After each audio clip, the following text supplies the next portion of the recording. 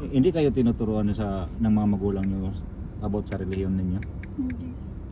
Bali yung itinuturo lang sa inyo yung about sa umbo. Opo.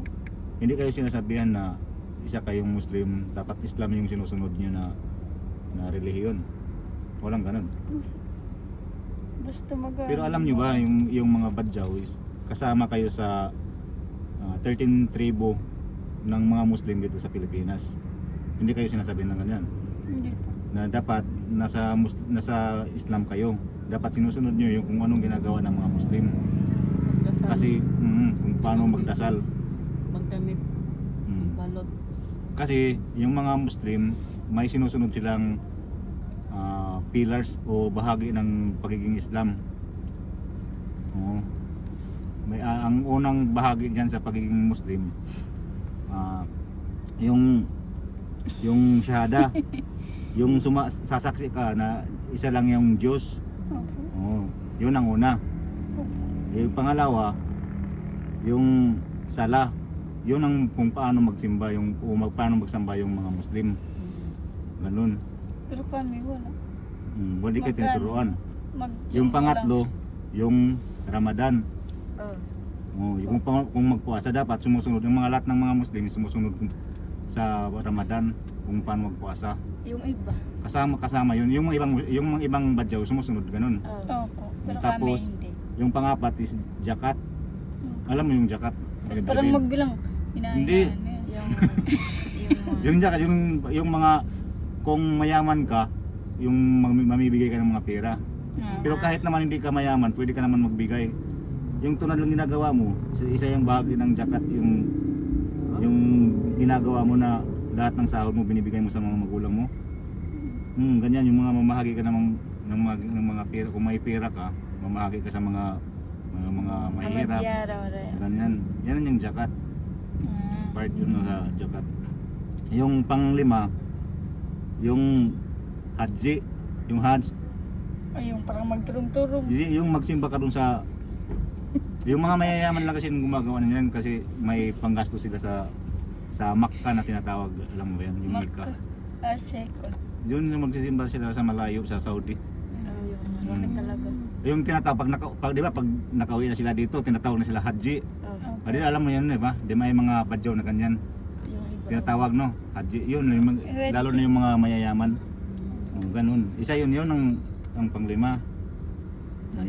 Lahat niyon, yung lima niyo yun ang ginagawa ng mga Muslim. Na dapat, yun ang ginagawa ninyo. Yun ang tinuturo dapat ng mga magulang niyo sa inyo. Pero kami wala. Pero wala, umbo lang talaga yun sa inyo. No? Oo, talaga sa amin. Wala tayong magagawa. Paano Pero kayo magdasal? So, may tatanong ako sa inyo. Paano kung may pagkakataon na may darating na isang mangangaral sa Islam, kaya niyo bang makinig? Kaya niyo pag-aralan ng Islam?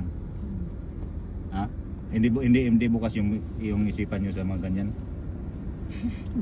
Kasi yung lang talaga sa Umbo lang talaga.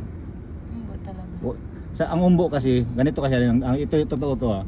Ang umbo hindi yan kabilang sa mga relihiyon sa kuan.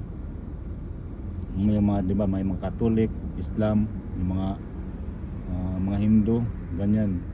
Wala kasing umbo. Yung umbo, parang sa inyo lang ba ng mga Badyaw siguro na maliliit na mga kuan lang ba? Sakop. Marami talaga. Marami ganyan. Tulad namin, mga umbo lang. Kasi sa birth certificate mo, Islam ang relihiyon. Sa tingin ko kasi sa kanila, yung pag-aaral lang ang kulang. Walang nagtuturo. Di ba na malapit kayo sa mosque?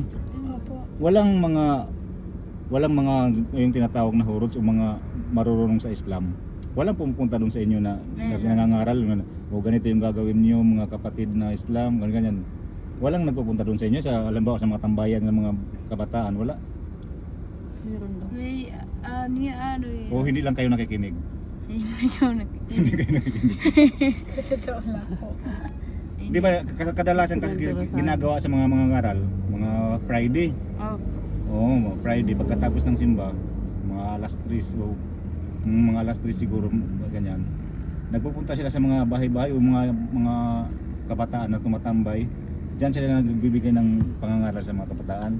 Walang ganun doon sa inyo. Wala. Nasa tabi lang kayo ng ano, di ba? Ng mosque, Opo. di ba? Opo, pero kami hindi. Hindi sila interesado. Hindi talaga no, wala talaga sa inyo no. Maganda kasi Yung iba meron. yung mga kaibigan ko, mga Muslim. Yung iba meron. May nagdati kasi, ano? 'Di ba nag-viral ka dati? May nag-message sa akin, sabi niya, kapatid, sa tingin ko si Anika, medyo walang alam sa Islam, sa pagiging Muslim, wala siyang alam. Kung maaari, baka pwede mo siyang dalhin dito sa akin para makinig sa aral ng Islam. Nasa Southway ata yun. Southway ba yun? Yung opisina niya. Yun ang sabi niya, pero hindi ko nasabi sa iyo dati. Sabi niya kung willing si Anika, pwede siya pumunta dito para masabihan siya ng about sa aral sa Islam. Baka gusto niyo nang sundin yung ano. Maganda kasi yung sa Islam. Ang mga badyaw kasi mga born Muslim man gud sila. Mga Muslim na sila gianak, pero wala lang sila wala lang magturo sa ila. Yung mismong ilang ginikanan wala na. Ganyan din kasi ang tausog. May ilan sa tausog magdoa din sa di ba tawag na doa. May nagdodoa din sila sa mga kaapuan, pero ang hindi lang nawala sa kanila, kahit nagdoa sila sa kaapuan, sumusunod pa rin sila sa Islam, sa Muslim, pagiging Muslim. Nagsisimba pa rin sila sa mga simbahan ng Muslim. Sa mosque. Yung iba meron, pero kami hindi talaga. Sa Sa inyo umbo din talaga, lang. no? Lalo din yung mga badyaw dun sa amin, nagsisimba sila sa Muslim. Oo, bakit ayaw niyo magsimba sa Muslim? Diyan sa mga tribo nyo, diyan sa inyo, sa barangay ninyo, Oo, meron. may mga nagsisimba sa mosque.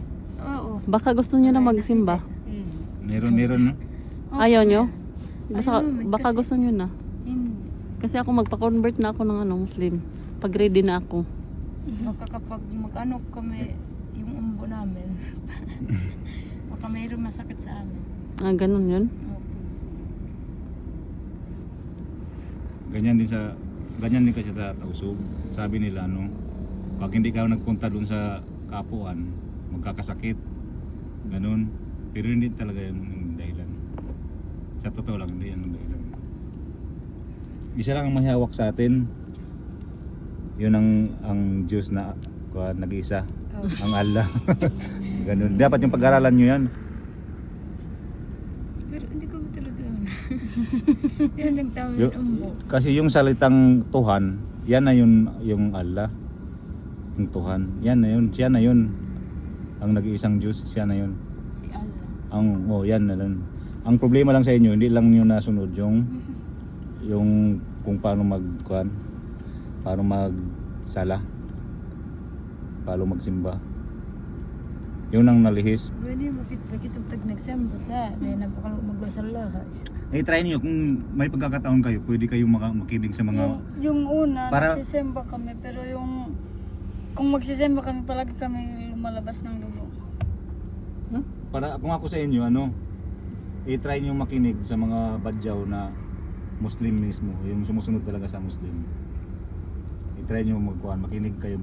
Ang mapapayo ko sa inyo, maging open-minded kayo ba? Makinig kayo sa kung posible na magagandang aral sa Islam. I-try niyo kung bali sa Islam kasi pwede kang makinig pero walang sapilitan na gawin mo to ganun, hindi. Makinig lang kung bukal na sa loob niyo, sa kanyo gawin. I-try niyo kasi ganito kasi 'yon yung mga magulang nakapag-aral hindi. Oo. Ibig sabihin nakikinig din sila dun sa turo sa kanila sa mga magulang nila. Kasi yung mga magulang din nila hindi din nakapag-aral. Hindi ko alam So, kasi ganun yun. Kaya lalo ka na Sonia, medyo may alam ka kunti kumpara sa mga kapatid mo. Dapat pag magbasa-basa ka ng mga posibleng kasi sa sa relihiyong Islam, mag-try ka magbasa-basa kung ano posible mo makuha.